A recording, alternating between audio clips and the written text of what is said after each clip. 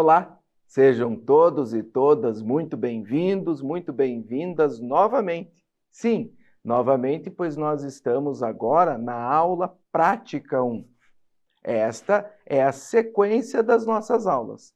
Como eu mostrei para vocês ali atrás, nós preparamos carinhosamente para vocês as 6 aulas teóricas e as 6 aulas práticas. Portanto, vocês estarão acompanhando junto, em paralelo, lado a lado, as aulas teóricas e práticas. E agora eu falo com vocês, eu apresento para vocês a nossa aula prática 1, a primeira aula prática da disciplina Arquitetura de Computadores. Eu sou o professor doutor André Roberto Guerra e a partir daqui convido vocês, como de praxe, a me acompanhar nos slides como está organizada essa aula e, propriamente dita, a aula prática. Vamos lá? Acompanhem comigo, então, nos slides a apresentação dessa nossa prática 1. A nossa prática 1 fala do hardware do computador. O que é o hardware do computador? O hardware do computador é a parte física. Primeiramente, nós falamos dos PCs, Personal Computers, ou os computadores pessoais, aqueles que são os mais conhecidos e utilizados mundo afora. Em qualquer lugar que você esteja trabalhando com a tecnologia da informação, os PCs, os Personal Computers, são a peça-chave em qualquer lugar. Nesta aula de hoje, eu trabalho na primeira aula, principalmente os quesitos da segurança elétrica, através do ESD, ou Electrostatic Discharge, tá ok, a descarga de energia estática, e os principais componentes do nosso computador pessoal. Entendam que não é limitada a essa aula, são 6 aulas práticas, portanto, é pouco a pouco, em cada aula, um pouco de cada conteúdo. Vamos lá, então? Pois bem, quem são os PCs, os computadores pessoais? Bom, o próprio nome autodefine, computador pessoal. Ele é o computador que cada um utiliza. Dentro dos computadores pessoais, nós precisamos estar muito atentos a esses quesitos que eu apresento a partir de agora. Primeiro deles, todos os dispositivos eletrônicos apresentam alguns requisitos de energia. O que seria um requisito de energia, professor? A quantidade de energia necessária para ele funcionar. Para alguns computadores, especificamente para os laptops, para os notebooks, alguns adaptadores de AC são produzidos para cada um desses equipamentos. Portanto, mudar, usar de um em outro, trocar, usar adaptadores de CA com um tipo diferente de notebook ou dispositivo, pode causar danos irreparáveis ao adaptador de CA e ao próprio equipamento. Pode queimar, ou seja, se você usar a potência, a voltagem e a energia incorretos, você danifica de forma crucial, ou seja, queima sem jeito de arrumar. Pois é bem perigoso, né? Para começar a falar com vocês sobre o PC Safety, ou a segurança do computador, eu começo a falar de segurança elétrica e ESD. Segurança elétrica, evitar choques, evitar o mais temido de todos, que é a sobrecarga de alimentação e a queima. Como eu comentei com vocês, algumas peças de periféricos específicos, como as fontes de alimentação, contêm alta voltagem. Portanto, leia com atenção o manual do produto para saber sempre o local dos componentes de alta tensão e tomar o cuidado necessário para que eles não queimem. Siga com atenção as diretrizes de segurança elétrica para prevenir danos e fatalidades, além de incêndios no próprio equipamento elétrico. Neste slide que vocês estão vendo aqui, eu já começo a apresentar para vocês alguns desses componentes. O primeiro deles, e a gente já vai conversar sobre ele fisicamente, é a fonte de alimentação. Vocês perceberam que eu já falei nesses slides que o uso de fontes incorretas ou de não prestar atenção nos símbolos de alerta pode ser prejudicial, pode ser fatal para o seu computador. Se na hora de escolher a fonte de alimentação não forem seguidas à risca as instruções que estão contidas no próprio equipamento, você pode sim danificar de forma definitiva, de nunca mais ter conserto e ter que trocar o equipamento inteiro. Pois é, né? Todo cuidado aqui é essencial. Antes de falar da prática sobre as peças, eu tomo esse cuidado de falar para vocês sobre a importância do PC Safety ou da segurança do computador, porque isso também pode ser prejudicial a nós humanos. Claro, se levarmos choques com descargas muito elevadas, podemos até morrer. Sim, é um exemplo drástico, é um exemplo fatal, mas é um exemplo totalmente cabível. E como vocês perceberam, o principal componente de energia é o que recebe a energia, a fonte de alimentação. E ela vai ser explicada detalhadamente nos próximos slides. Portanto, acompanhem comigo aqui a sequência das explicações nesses slides. Vamos lá? O primeiro item do PC Safety que eu comento com vocês é o ESD, descarga eletrostática. ESD, que na verdade é em inglês, mais uma vez eu ressalto a importância de vocês fazerem o curso de inglês que a própria instituição disponibiliza gratuitamente a vocês. ESD, Electrostatic Discharge, ou, traduzindo para o nosso bom português, a descarga eletrostática. Ela ocorre quando há um acúmulo de carga elétrica em uma superfície que entra em contato com outra superfície carregada de maneira diferente, positivo e negativo.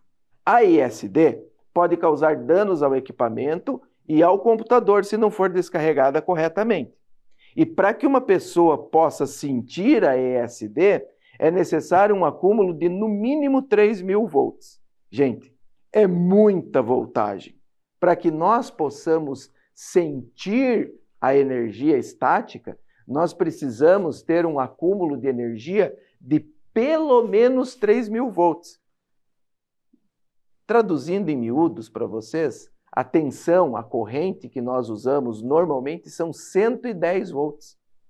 É muito alto.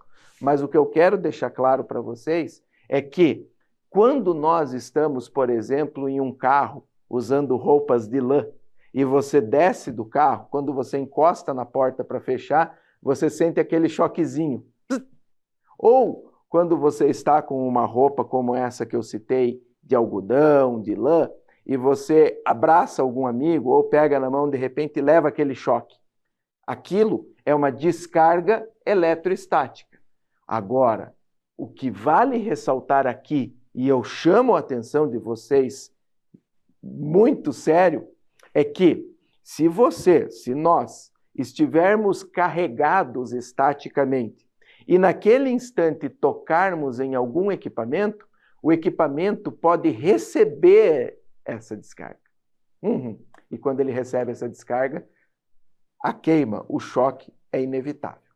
Continuando aqui com os slides, eu levo para vocês que esta descarga eletrostática, ela tem sim inúmeras situações, existem inúmeras dicas para prevenir esses danos causados pela descarga elétrica. Primeiro de todos, mantenha os equipamentos, todos os componentes que você comprou, nos próprios sacos antiestáticos, na própria embalagem do equipamento. Quando você compra uma CPU, quando você compra uma memória, quando você compra uma placa de expansão, quando você compra um HD, um SSD, qualquer equipamento, ele vem embalado em uma embalagem, óbvio, né? Ele vem embalado em um material que já é protegido antiestático. Normalmente são sacos, como eu escrevi aqui, né? Normalmente são embalagens que têm uma cor metalizada. É um plástico até bonito. Então, a primeira dica, mantenha no plástico, porque ele é antiestático. Dessa forma, por mais que nós estejamos carregados estaticamente, quando tocar no plástico, esse plástico não deixa que essa energia estática seja transmitida ao equipamento e previne a queima desse equipamento. Eu também falo com vocês de usar tapetes de aterramento e tapetes de bancada e tapetes de chão, para que quando a gente pise sobre esse equipamento, o nosso corpo já descarregue no próprio tapete essa energia estática. Mas, como eu falei aqui, nós também podemos usar tapetes de bancada. E o que é um tapete de bancada, professor? Olha só que interessante. Eu vou levar para vocês aqui na câmera, olha só. Nós temos uma peça, nós temos um componente que permite que este equipamento seja colocado de forma segura. Se nós colocarmos as nossas peças em cima desse equipamento, desse tapete antiestático, esse não carrega energia. Então, se as minhas mãos estivessem agora carregadas estaticamente, ao tocar neste tapete, neste equipamento de bancada, a energia estática estaria já devidamente descarregada. Eu evito, assim, um dano maior ao equipamento. Vejam que coisa simples. Vejam que ação simples que nós temos aqui. Mas ainda temos mais. Algo que vocês encontram por uma quantia bastante razoável, algo hoje em torno de 10 a 15 reais, são as pulseiras antiestáticas. Infelizmente, eu não estou demonstrando a pulseira antiestática aqui para vocês, pois a minha acabou de romper. Ele é um equipamento bastante simples. Como eu acabei de falar, custa algo em torno de 10 a 15 reais. É bastante barato, mas ele é bastante simples. Então, mais importante do que a pulseira antiestática é você ter tapetes de bancada. Por quê? Claro, porque a energia estática que poderia estar aqui é descarregada de imediato no tapete e ele permite toda essa segurança para o manuseio correto dos equipamentos. Seguindo aqui com os slides, eu apresento para vocês ainda que a pulseira ela é elementar para trabalhar, como eu já falei para vocês, não é única, mas ajuda muito. O que eu quero chamar a atenção de vocês aqui é esta imagem que eu coloquei para vocês do choque acontecendo. Vejam só, esta aqui é uma caneta simples, uma ponta metálica que está carregada estaticamente. Esta ponta metálica, ao chegar próximo, percebam que ela não encosta na placa. Ao chegar próximo já é suficiente para que ocorra a descarga. Percebam que existe um raio aqui, e esse raio que está aqui é o que nós precisamos sempre evitar, pois este raio é a descarga de energia na placa. Nesse momento, essa imagem aqui ilustra a queima de um componente. Esse componente aqui acabou de ser queimado. Não é muito legal a gente ver esse tipo de situação, mas é importante para que vocês, acompanhando essa aula prática, junto da aula teórica, consigam diferenciar o que é teoria e o que é prática, o que acontece na realidade. O tanto que precisamos estar atentos ao PC Safety, ou a segurança do nosso PC, Personal Computer. Beleza? Seguindo aqui com os slides, eu convido vocês, então, para a apresentação dos primeiros e essenciais, mais básicos componentes do nosso PC. PC Components ou componentes do PC. O primeiro componente, ou o componente mais fácil de visualizar e identificar, se chama case. Case, professor? Gabinete. No português, nós chamamos de gabinetes os nossos cases. Mas esses gabinetes, eles são tão vistos, são tão importantes, que muitas pessoas, e aí eu acho que alguns de vocês vão se identificar com isso, chamam essa peça o gabinete de computador. Muitas pessoas falam assim, me traga o seu desktop. E quando a pessoa fala, me traga o seu desktop, nós levamos o gabinete até a pessoa. Por quê? Porque esse case, porque esse gabinete, ele é produzido, é uma peça de computador feita para alocar os componentes de forma precisa, de forma que eles não fiquem expostos a esses interpeles da natureza, como nós estamos explicando aqui, as falhas de ESD, Electrostatic Discharge. Continuando a explicação dos gabinetes, eu levo vocês até os slides para falar que o gabinete abriga os componentes internos, como a própria fonte de alimentação que eu falei para vocês, a placa-mãe, mãe de principal, né, motherboard, a CPU, o principal componente do seu computador, as memórias, incluindo disco rígido e diversas placas adaptadoras. O termo form factor, ou fator de forma, refere-se ao projeto, ao design físico e à aparência de um gabinete. Muitos fabricantes têm as suas próprias nomenclaturas, incluindo super torre, torre completa, torre média, mini torre, gabinete em cubo, gabinete horizontal, entre tantos outros que existem. Alguns modelos deles estão aqui nesse slide. Os computadores de mesa comum estão disponíveis nesses 4 formatos mais conhecidos. O primeiro deles é o formato chamado Compact Tower, ou torre compacta, que vocês já devem ter percebido, já devem ter visto em vários lugares. É uma torre pequenininha, é um gabinete mais fino, é um gabinete menor. Também existem os computadores chamados de all-in-one, tudo em um. Especificamente aqui nós falamos mais dos computadores da maçã, dos computadores da Apple. Os Apple, eles procuram usar esse design mais arrojado de tudo em um para que você tenha a impressão de que tudo está dentro do monitor. E, na verdade, é um gabinete acoplado ao monitor. Sim, é muito interessante esta utilização. Mas nós também temos, como eu falei para vocês, os mais populares. Os mais populares são os gabinetes horizontais e os gabinetes chamados de full size. Olha aqui o full size. O full size é o tamanho completo, é o que agrega tudo, é o que comporta todos os equipamentos, desde leitores de drive externo e etc. Eu apresento para vocês com calma. Pois bem, como eu comentei com vocês, os 4 mais conhecidos são o gabinete horizontal, o gabinete de tamanho total, a torre compacta e o all-in-one, ou tudo em um. Vamos mostrar então o gabinete?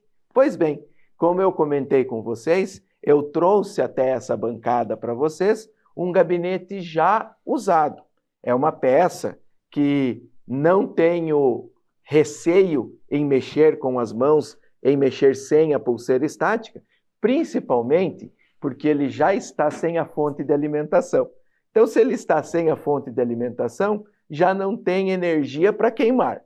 Número 1. Então, uma das principais dicas que eu dou a vocês, um dos principais termos a vocês manterem atento é: desligue tudo da energia. Sim, uma vez que você desligou tudo da energia, você já não tem risco de queimá-lo. Por quê? Bom, porque ele não tem energia para causar esta pane, esse dano. Bacana? Bom, depois que eu comentei com vocês que ele já está sem a fonte, eu abrirei para vocês aqui, de forma bastante simples, direta e objetiva, para vocês entenderem. Claro que ele possui parafusos. Aqui para essa aula prática eu já os retirei, ó. Eu já retirei os parafusos, por isso ele fica fácil de abrir, ok? Basta retirar. Retirei a tampa e você chega então ao nosso componente, ao nosso case, a nossa caixa onde guardamos e encaixamos todos os componentes. A parte maior, a parte mais aberta, é onde nós encaixamos a placa-mãe. Logo, nós temos as baias, o nome correto é esse na tradução para o nosso português, onde são encaixados os drives externos. Mais especificamente nesta máquina, nós temos um gravador e leitor de CD, DVD, Blu-ray, e nós não temos os drives de disquete, mas se existissem, eles estariam aqui armazenados, colocados, alojados. Existe o botão de reset e o botão principal de power. Existem os LEDs de indicação de funcionamento, de energia, e claro, como eu mencionei a vocês, a parte de trás do gabinete é onde são encaixadas a fonte de alimentação. Nesse orifício maior cabe então a fonte de alimentação e um item que agora eu chamo a câmera para mim para deixar claro e para finalizar a apresentação do gabinete. Vocês não estão percebendo, mas eu estou desmontando um pedacinho do gabinete, né? Sim, é porque todas as placas-mãe, todas, sem exceção, elas recebem, vem junto com a placa-mãe, além dos cabos conectores, esta peça. Esta peça aqui, ela é exatamente a da placa desse computador. Percebam, quando você encaixa, ele tem todas as conectividades, todas as conexões diretas. Olha só que interessante. Ele fica perfeito para essa placa-mãe. Então, cada placa-mãe individualmente tem esta peça metálica, essa peça de lata, igual ao gabinete, que serve justamente para adaptar a placa-mãe. Sem esta peça, ao conectar a placa-mãe, eu vou mostrar para vocês de maneira muito rápida e direta, só para que vocês entendam o problema causado. Se você não tiver essa placa adaptadora, ao encaixar a placa-mãe no seu computador, olha o problema que você tem. Percebam? Ela fica exposta. Percebam? Ó, fica tudo aberto, fica tudo exposto. E isso pode ser altamente prejudicial, pois, uma vez exposto, pode deixar que umidade, poeira e demais entrem no seu gabinete e isso vai, com certeza, queimá-lo. Primeiro item, então, a ser instalado no seu gabinete é a placa adaptadora da placa-mãe. Basta encaixe. Eu vou colocar aqui para vocês verem que o encaixe é super simples. Não precisa de nenhum tipo de ferramenta, de nenhum tipo de acessório. Perceberam que ela faz um clique? Basta encaixar e ela faz o clique que eu mencionei a vocês. Então, vocês estão percebendo aqui, eu vou levantá-lo novamente e vou deixá-lo de frente para a câmera. Aí, garoto, olha lá, então. Este é o nosso PC Case. Este é o nosso gabinete que está sendo demonstrado nessa aula.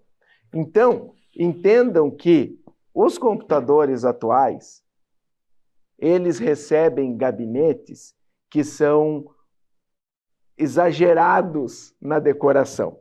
Eu falo exagerados porque eu também sou um gamer. Eu também adoro jogar no meu computador.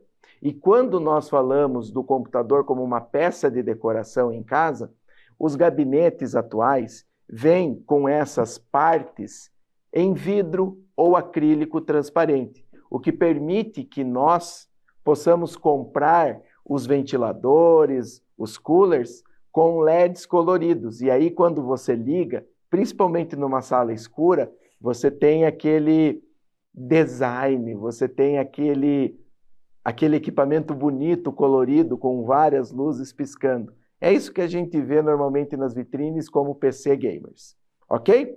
Apresentado então o gabinete, eu convido vocês a continuar comigo a apresentação dos slides desta nossa prática 1, para que eu consiga com vocês, a partir aqui dos slides, apresentar novos equipamentos. Vamos lá então? Pois bem, como eu falei já no início dessa aula, tão importante quanto o gabinete é a fonte de alimentação. A fonte de alimentação que eu estou aqui apresentando a vocês, vejam só, é uma fonte preta e ela tem 500 watts de potência. Vocês conseguem, é desse lado. Vocês conseguem ver facilmente a identificação dela. O principal item dela é a potência. Aqui, nesse caso, 500 watts.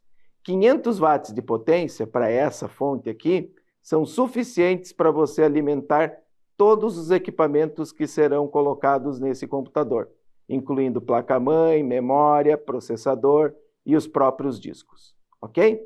Essa fonte de alimentação, ela é uma fonte que nós chamamos de chaveada. Professor, por que ela é chaveada? Eu não estou vendo nenhuma chave. Sim, ela tem uma chave aqui. Esta chave que está aqui, ó, ela tem uma chave de liga e desliga, ok? Onde você permite a entrada ou não de energia, e você também tem esta chave que permite você escolher entre 110 e 220 volts de entrada. Então, nos slides também tenho foto dessa fonte, que vai permitir que vocês acompanhem também detalhadamente que os computadores utilizam essa fonte de alimentação para converter a energia AC em uma energia DC, de menor voltagem, claro, que é o necessário para funcionamento de cada componente externo. E como eu mostrei para vocês, esta fonte ela é chaveada porque ela tem uma chave, ela tem um botão de liga e desliga.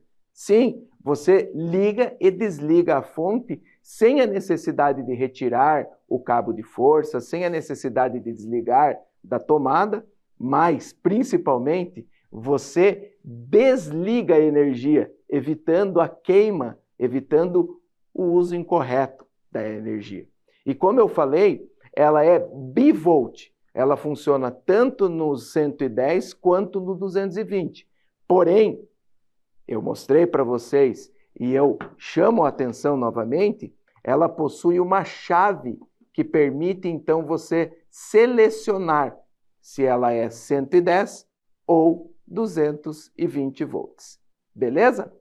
Continuando aqui com os slides, eu trago para vocês que a fonte de alimentação é o equipamento principal do nosso gabinete, porque ela possui diversos formatos. Ela pode ser uma AT, Advanced Technology, é a fonte de alimentação originais para aqueles computadores mais antigos. A fonte ATX, que é o AT, Advanced Technology Extended, é a atualização desse padrão. A ATX 12 volts, onde a fonte de alimentação mais comum existente no mercado é igual essa que eu acabei de mostrar para vocês. E nós também temos as IPS, que são originalmente projetadas para servidores de redes, fontes de alta voltagem e de alta potência. Mas, devido aos computadores usados para jogos, em especial os computadores de alto desempenho, essas fontes IPS também são usadas conosco, nos computadores normais. As fontes de alimentação possuem diversas características de voltagem. Os diferentes conectores de uma fonte de alimentação fornecem diferentes voltagens, é claro. As voltagens mais comuns são 3,3, 5 e 12. 3,3 normalmente é o amarelo, 5 é o vermelho e 12 volts a combinação do amarelo, preto e vermelho. Eles são utilizados por circuitos digitais, enquanto as fontes de 12 volts são usadas para alimentar motores em unidades de disco, os coolers e outros equipamentos. As fontes de alimentação podem ser de um único circuito, ou single rail, ou de 2 circuitos, dual rail, ou de múltiplos circuitos, multi-rail. Um circuito é uma placa de circuito impressa, uma PCB, que fica dentro da fonte de alimentação, onde os cabos são conectados e levam a energia aos componentes. As fontes podem tolerar pequenas flutuações de energia, mas uma variação significativa pode queimar a fonte. Normalmente ela possui fusíveis, então basta trocar o fusível e reutilizá-la normalmente. Por fim, falando dos cabos da fonte, Todas as fontes possuem vários conectores diferentes e eles são usados para conectar os mais diversos equipamentos dos nossos computadores. Então, o principal conector, este maior, que tem 24 pinos, como vocês podem verificar aqui, ele serve exatamente para conectar a energia da placa-mãe. Então, quando você tem uma placa-mãe, óbvio, né? Todo computador possui, ela tem o seu encaixe de energia, ó, logo aqui abaixo da memória, e ele só encaixa do jeito correto. Ele não permite encaixar de forma errada. Ele só encaixa no respectivo espaço dele. Aqui, como vocês podem perceber, um conector de entrada de 24 volts. Bacana? Todos os outros equipamentos, como por exemplo o HD, eles possuem o seu respectivo conector. E o seu conector de energia também precisa de um cabo específico. No caso do serial ATA, aqui está ele, ele tem o seu encaixe perfeito e você não consegue encaixar de forma errada. Ele só funciona do jeito correto. Percebem? Ó, ele está conectado. Não é possível você conectar ele de forma errada. Se você tentar conectar, você quebra a peça. Ó. Ela não encaixa de jeito nenhum. Você força até quebrar e ela não vai encaixar. Ela só encaixa na posição correta. E quando ela encaixa, vocês podem perceber que os fios na sua coloração estão posicionados perfeitamente na ordem que deve estar conectada ao seu equipamento. Ok? Esta é a fonte de alimentação e esses são os cabos e conectores da fonte de alimentação. Todos os computadores, sem exceção, possuem e têm esse mesmo modelo de configuração.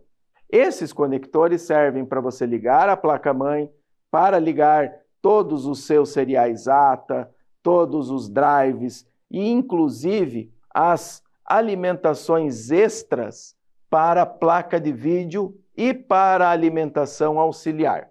Normalmente, quem utiliza placas GPU ou placas aceleradoras gráficas precisam dessa fonte com esses conectores auxiliares.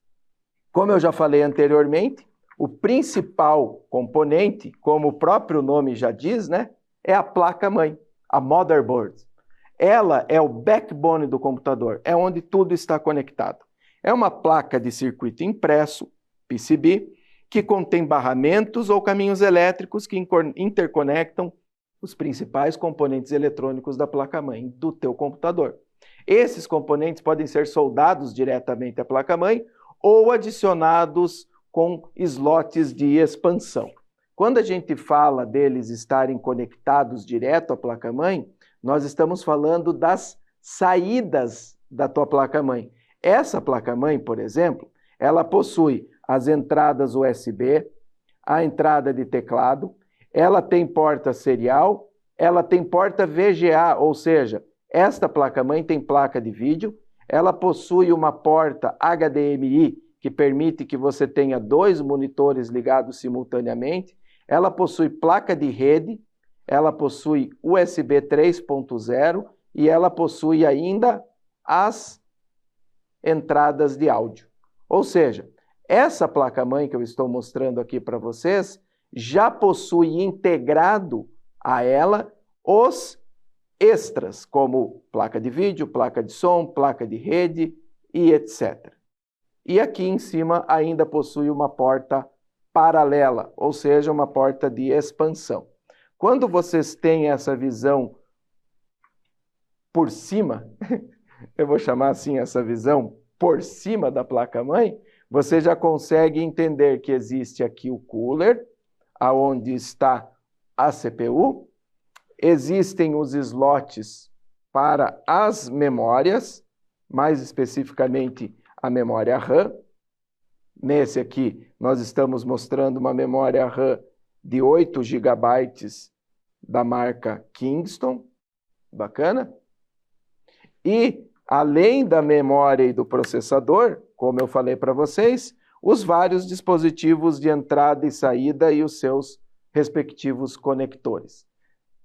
Em aulas seguintes, esses componentes serão individualmente descritos e nós retomaremos esse hardware para a apresentação desses componentes. Seguindo aqui com as explicações, os componentes da placa-mãe, como eu já mostrei para vocês, permitem que ela conecte o nosso principal componente, que é a CPU, a memória RAM, que eu acabei de mostrar para vocês, além do que ela possui slots de expansão para você colocar mais componentes, ela possui os chipsets, que são os responsáveis por administrar e gerenciar cada equipamento que você coloca, o chip de BIOS, Basic Input Output System, ou Sistema Básico de Entrada e Saída, ou os UFI, que são os chips de interface de firmware extensível unificado, Unified Extensible Firmware Interface, que são as BIOS atuais que receberão uma aula específica só para a explicação delas, além dos conectores SATA, USB, todos eles internos.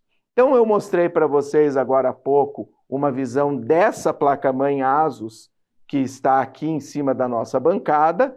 Eu coloquei ela de cima para que vocês pudessem ver. E aqui nos slides, eu também coloquei uma imagem de uma outra placa-mãe que já não é igual. Ok, eu concordo, mas é muito parecida.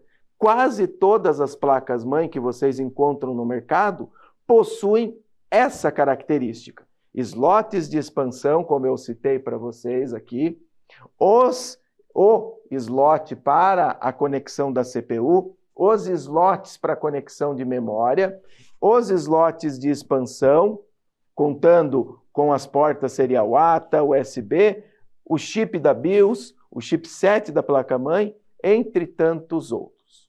O chipset é o conjunto de circuitos integrados na placa-mãe que gerencia a comunicação entre a CPU e todos os componentes do sistema. É composto principalmente pelo North Bridge e pela South Bridge, ponte norte e ponte sul.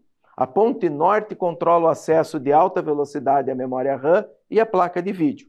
A ponte sul gerencia a comunicação com os dispositivos mais lentos, como HD, porta USB e slots de expansão.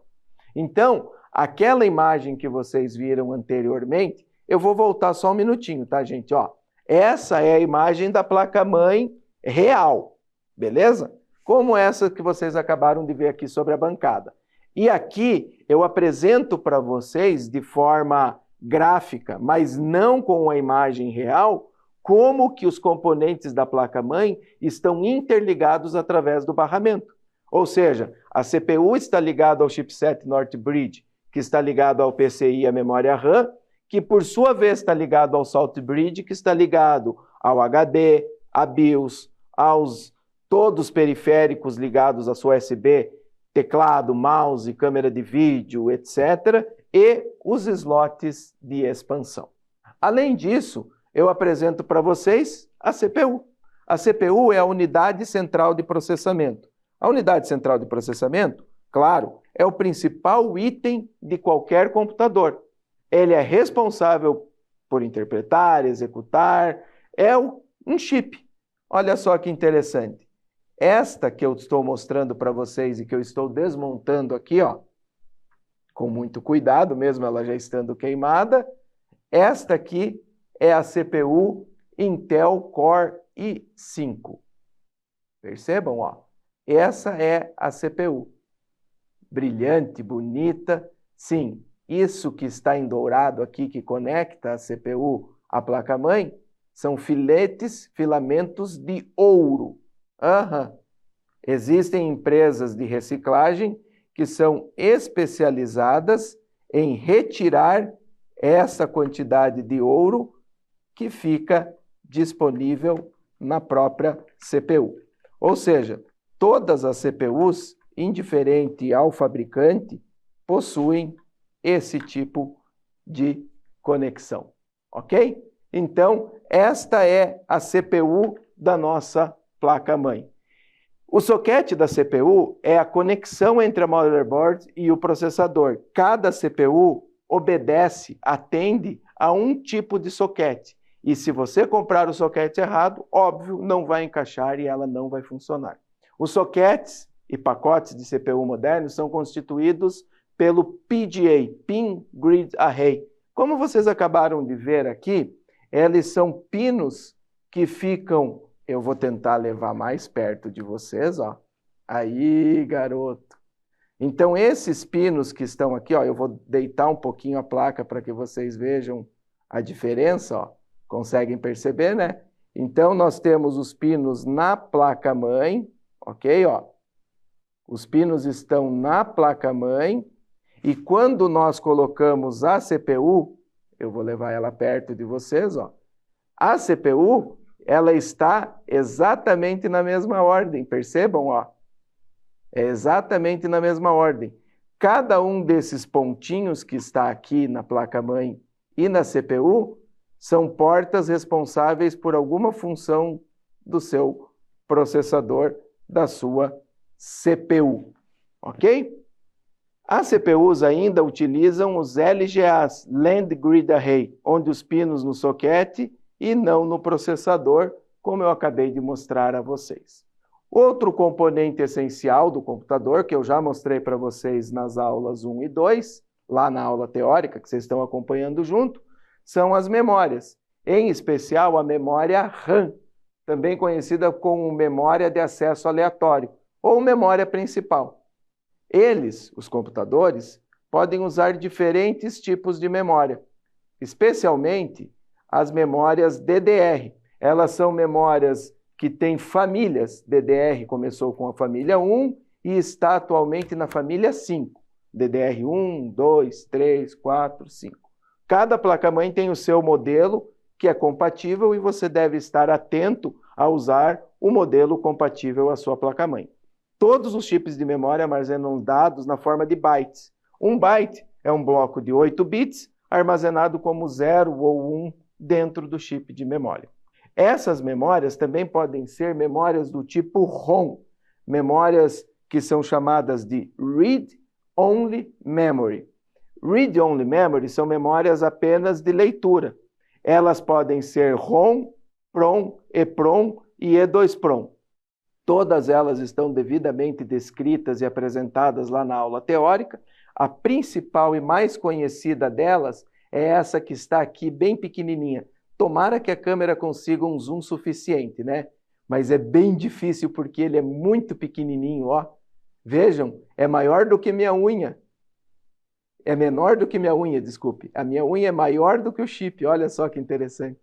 Esse chip que está aqui é o chip da BIOS que eu acabei de falar para vocês. E o chipset está aqui, ó. Esse maior dissipador de calor é onde está o chipset da placa-mãe. E aqui está a BIOS. E essa BIOS é onde estão as informações básicas dos dispositivos de entrada e saída que são apresentados em matéria específica. Ainda falando da memória RAM, né, ela é memória de acesso aleatório, é o armazenamento temporário de trabalho para dados e programas que estão sendo acessados, é uma memória volátil, ou seja, desligou o computador, desligou a energia, ela perde tudo. Quanto mais memória RAM existe em um computador, melhor será o desempenho do sistema como um todo. No entanto, a quantidade máxima de memória RAM que pode ser instalada é limitada pela placa-mãe e pela própria BIOS. Como eu falei para vocês, existem vários tipos de memória RAM. Existe a RAM dinâmica, a RAM estática, a RAM síncrona e a RAM dinâmica de taxa de dados dupla síncrona, ou seja, Double Data Rate. Como eu falei, ela tem as suas gerações que vão desde a geração 1 até a geração 5. E as placas de vídeo que utilizam as GDDR-RAM, ou Graphic DDR-RAM. Bacana? Ainda falando sobre as memórias, eles são soldados na placa de circuito para criar um módulo de memória que é colocado em um slot da placa-mãe, e a velocidade da memória tem um impacto direto na quantidade de dados que um processador pode executar em um determinado período de tempo. A memória mais rápida é tipicamente a memória estática, usada como memória cache. São diferentes tipos de memória. Existe o DIP, que é Dual Inline Package, ou seja, ele está com um pacote duplo alinhado em linha, e o SIM, que é o Single Inline Memory, ou módulo de memória de linha única. O que eu apresentei para vocês é um Single Inline DIMM. Por quê, professor? Porque como vocês podem perceber aqui, ela tem apenas chips de memória em um lado. Eu vou virar a placa, ó. O outro lado da placa não tem nada. Percebam, ó. É apenas as trilhas de barramento. Ele não tem chips de circuito. Os chips de circuito estão apenas em um dos lados do nosso módulo de memória.